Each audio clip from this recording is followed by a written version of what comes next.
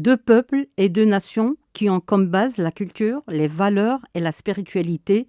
Le Maroc et le Sénégal sont liés par des relations fructueuses et fortes et un lien exaltant entre Rabat et Dakar. Des partenariats économiques forts, des relations diplomatiques solides et de convergence de vues sur les questions internationales, mais également sur des questions d'intérêt commun dans le continent africain. Depuis son accession au trône, Sa Majesté le roi Mohamed VI n'a cessé d'initier une vision stratégique prometteuse pour la coopération avec les pays africains sur plusieurs dimensions, notamment la dimension politique, économique et culturelle. Et sous la conduite clairvoyante de Sa Majesté le roi, la relation entre Rabat et Dakar occupe une place à part, faite à la fois de solidarité et de coopération que le souverain a toujours voulu orienté vers le bénéfice mutuel pour donner un modèle de coopération interafricaine et de coopération sud-sud très particulier. Pour en parler, nous sommes avec Lamine Diack Diouf, en politique sénégalais et écrivain, un ami du Maroc et également Muqaddam de la Tariqa Tijaniya. Comment évaluez-vous le parcours de la coopération entre Rabat et Dakar? Je vous remercie pour votre invitation et soyez assurés que c'est avec beaucoup de plaisir que je me prête à cet exercice parce que je suis un ami du Maroc, je suis un fils du Maroc. Le Maroc, c'est mon deuxième pays. Je constate que le Maroc, effectivement, est en plein développement. Sachez que cette coopération entre le Sénégal et le Maroc date de longtemps, depuis Sa Majesté le roi Mohamed V, n'est-ce pas, qui était un sage, un clairvoyant qui a dirigé le Maroc avec sagesse et clairvoyance et ouverture. Je vous rappelle que Sa Majesté le roi Mohamed VI a été un des membres fondateurs, un des pères fondateurs de l'Organisation de l'Unité africaine, avec le président Léopold Sédar Senghor, Houphouët-Boigny, Haïlé Sélassié, Kwame Nkrumah, Habib Bourguiba. C'était des hommes politiques qui avaient une vision extraordinaire, qui avaient compris que l'Afrique ne pouvait pas, n'est-ce pas, se développer sans qu'il y ait une coopération entre tous ces pays-là. Et donc, ils ont mis en place l'Organisation de l'Unité africaine. Et c'est la raison pour laquelle, actuellement, l'Afrique bénéficie de ces espaces régionaux d'échange. Et le Maroc a toujours été un grand pays qui a su développer toujours un mouvement politique de non-alignement, n'est-ce pas, qui aussi a toujours adopté une ligne politique libérale pour permettre le développement du Maroc par les Marocains d'abord, mais aussi par tout capital privé qui est le bienvenu au niveau du royaume. Et ça, Sa Majesté Mohamed V l'a mis en valeur dès le début, et Sa Majesté le roi Hassan II est venu donc pour consolider cela, parce que c'était un grand intellectuel, le roi Hassan II, parce que c'était toujours plein de sagesse et de leçons. Il a légué à Sa Majesté le roi Mohamed VI un pays qui était déjà très respecté dans le Conseil des Nations, un pays qui était déjà sur la voie de l'émergence et du développement. Et lorsque le roi Mohamed VI est venu, lui, vraiment, il a modernisé le Maroc. Il a mis le Maroc sous chantier. Le Maroc est devenu un grand chantier. Et il a su développer tous les secteurs de l'activité économique du Maroc, aussi bien le secteur aéroportuaire avec l'aviation civile. Le Maroc aussi est devenu une puissance financière parce que, de par ses banques, il a pu développer des relations partout dans le monde. Au Sénégal, le Maroc, la banque CBAO, Attijari Wafa Bank, a été achetée par le Maroc. C'est devenu une grande banque internationale. C'est comme la BMCE. Et nous pourrons citer tous les secteurs de l'économie donc marocaine dans ce cadre-là qui a été développé, l'agriculture, donc voilà, la transformation, donc l'industrialisation, l'agriculture, les fruits et les légumes sont exportés partout, en Afrique, en Mauritanie, au Sénégal, partout. Donc vraiment, le Maroc a été dirigé avec clairvoyance, ce qui a permis de développer le Maroc, mais ce qui a fait en sorte aussi que le Maroc est l'ami de pratiquement tous les pays du monde, avec l'Europe, avec l'Occident, avec tous les pays du monde. Donc vraiment, c'est ce que nous appelons un développement réussi. Comme vous venez de souligner que le Maroc et le Sénégal entretiennent depuis plusieurs siècles de très bonnes relations et surtout sous le leadership de Sa Majesté le roi Mohamed VI, l'invitation de Sa Majesté à la cérémonie d'investiture du président élu du Sénégal, Bassirou Diomaye Faye, constitue-t-elle un signal fort de la solidité justement des relations séculaires entre Rabat et Dakar?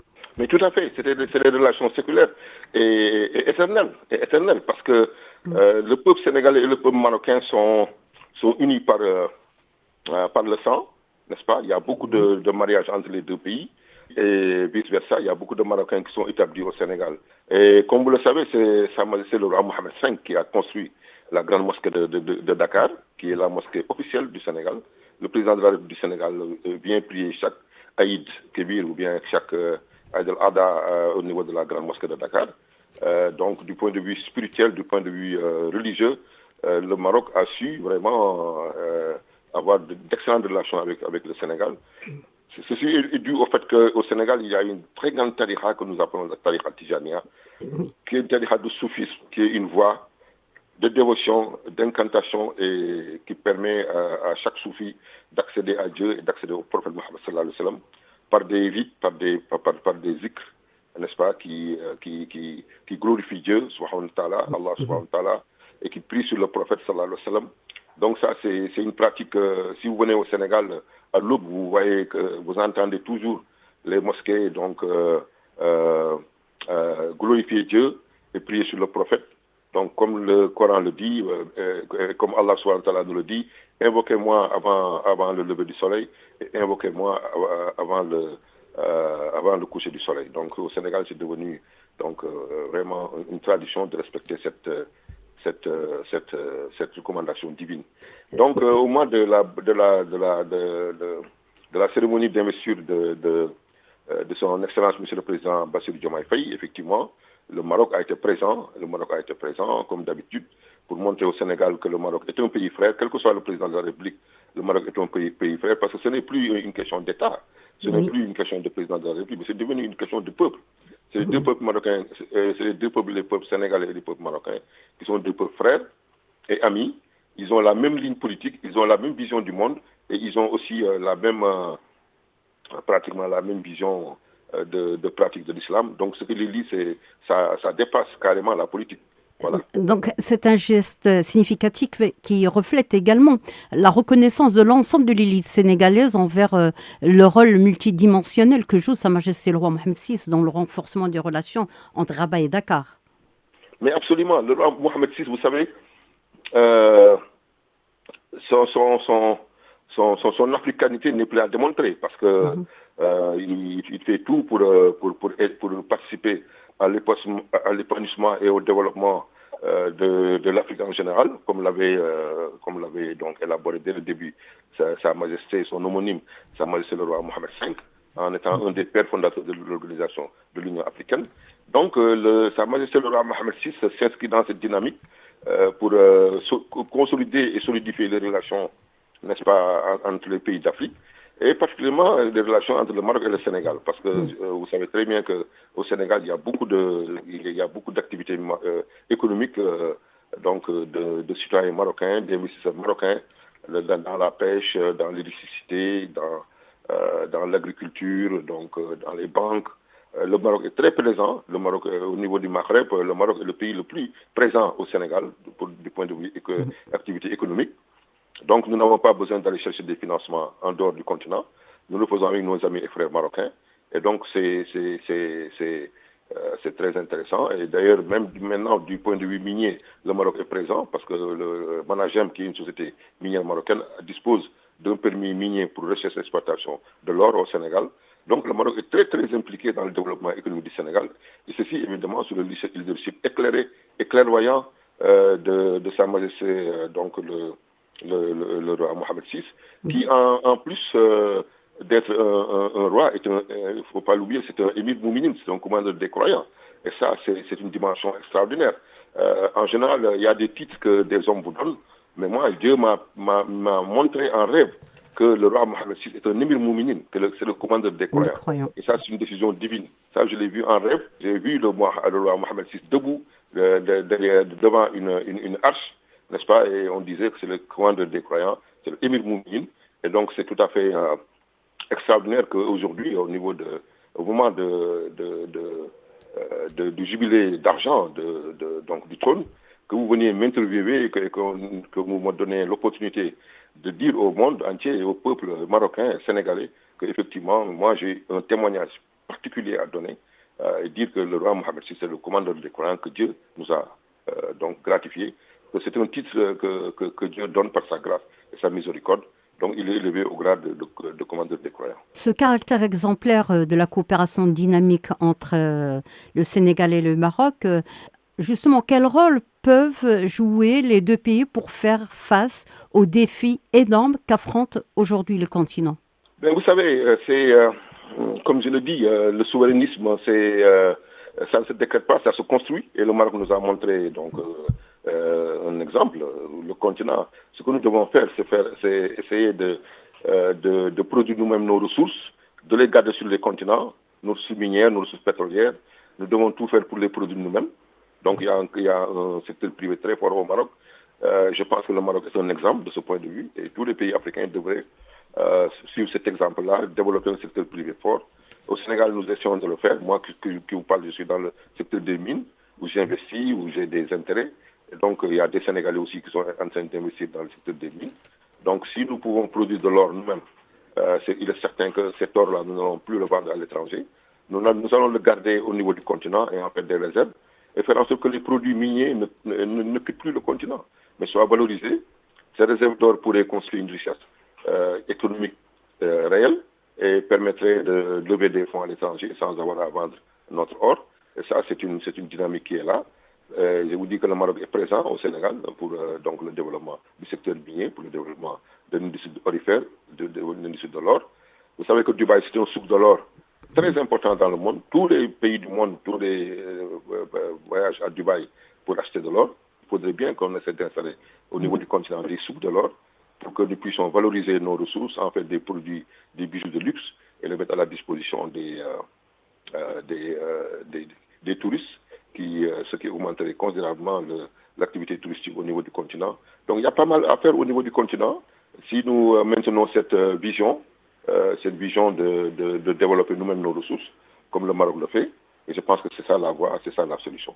Cette fraternité entre Rabat et Dakar constitue-t-elle un moteur et une locomotive pour donner une nouvelle impulsion à ces liens séculaires ancrés dans l'histoire?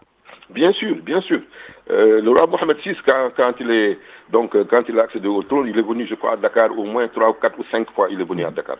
Donc tout cela montre qu'il a vraiment une envie très forte de développer, de solidifier et de fortifier cet héritage économique et culturel que lui ont laissé ses prédécesseurs, ses illustres prédécesseurs. Et donc vraiment, c'est une volonté réelle qu'il montre pour le Sénégal. Et ça, donc, il faut le constater. Et je pense que les Sénégalais en sont conscients. Il y a pas mal de projets que nous développons ensemble, des projets immobiliers, des projets miniers, des projets des banques. Vous venez au Sénégal, partout où vous allez voir CBAO, Attijari, Wafa Bank. Pour moi, le Maroc, c'est mon deuxième pays.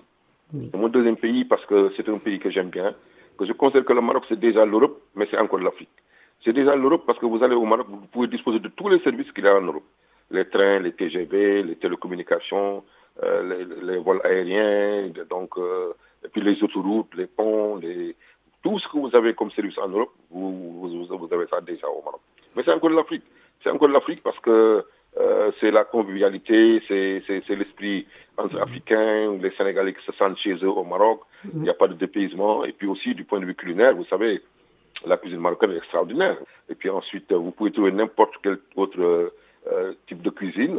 Vous pouvez trouver la cuisine, donc je disais africaine, la cuisine sénégalaise, mais aussi la cuisine européenne, occidentale, américaine. Tout ça, vous pouvez avoir ça au Maroc. Donc, vraiment, le Maroc, c'est un pays que j'aime beaucoup, par-delà nos liens avec nos liens affectifs, par-delà nos liens de sang, par-delà nos liens politiques.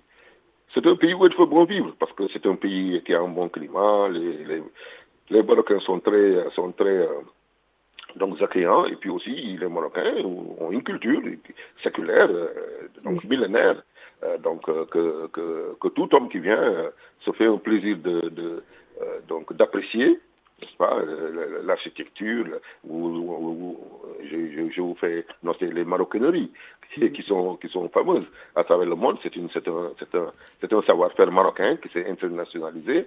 Et donc, aller au Maroc, déjà, c'est apprendre beaucoup de choses. c'est voir beaucoup de choses, c'est le plaisir des yeux. Donc moi, le Maroc, c'est mon deuxième pays. C'est mon deuxième pays. Parce que c'est un pays où il fait bon vivre, c'est un pays qui est agréable par le climat, par le paysage, par donc les couleurs dans la rue. Donc voilà, c'est un pays touristique extraordinaire. Vous avez Marrakech, vous avez Tanger, vous avez Rabat, vous avez Casablanca. Donc vraiment, le Maroc, c'est un pays fascinant, c'est un pays extraordinaire que j'aime bien visiter. Et ça fait pratiquement 15 ans que je suis pas allé en Europe, mais ça me fait toujours un plaisir de venir au Maroc. Mais aussi visiter mon cher, le Cheikh Ahmed Tijani, à Fès, parce que qui parle du Maroc, pour nous Sénégalais, sans parler de Fès, n'est-ce pas? Donc, oublie un petit peu. Donc, c'est avec toujours beaucoup de plaisir que je viens faire une pèlerinage à Fès. Donc les relations entre le Maroc et le Sénégal sont bâties sur la complicité et la proximité. Lamine Diack Diouf, merci de nous avoir accordé cet entretien.